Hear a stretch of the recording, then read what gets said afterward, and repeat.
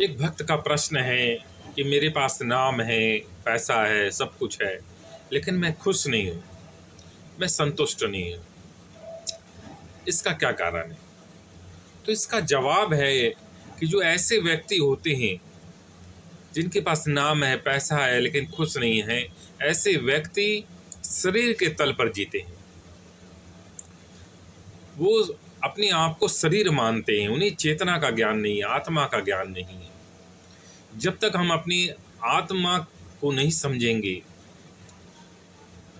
ज्ञान को नहीं समझेंगे, परमात्मा को नहीं समझेंगे, धर्म ग्रंथ नहीं पढ़ेंगे, तब तक हमें आत्मा का ज्ञान नहीं होगा और तब तक हमें सही जो संसार का जो सही रूप है, परमात्मा का जो सही रूप है, वो दिखाई नहीं देगा।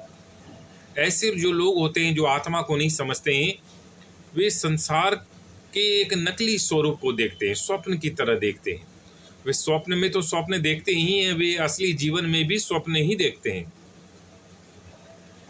और हमें इसके लिए जागने के लिए, होश में आने के लिए आत्मज्ञान होना बहुत जरूरी है, परमात्मा का ज्ञान बहुत जरूरी है, धर्म ग्रंथ का ज्ञान, रामायण, गीता, वेद, उपनिषद का ज्ञान बहुत जरूरी है।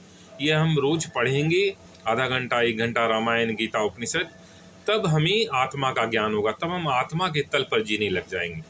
जो संत होता है, योगी होता है, वो आत्मा के तल पर जीता है, वो होश में जीता है, वो ज्ञान में जीता है, परमात्मा में जीता है। इसलिए वह जागते हुए तो जागता ही है, वो सोते हुए भी जागता है, वो कभी बेहोश नहीं रहता है, कभी स्वप्न नहीं देखता है।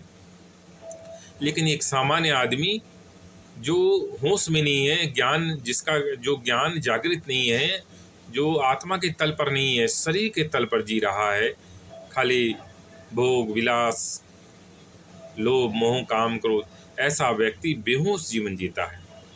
वो शरीर के तल पर जीता है, उसे आत्मा का कोई ज्ञान नहीं होता है। और आत्मा का ज्ञान होने के लिए हमें धर्म ग्रंथ पढ़ना पड़ेगा, परमात्मा को जानना पड़ेगा, ज्ञान हासिल करना पड़ेगा।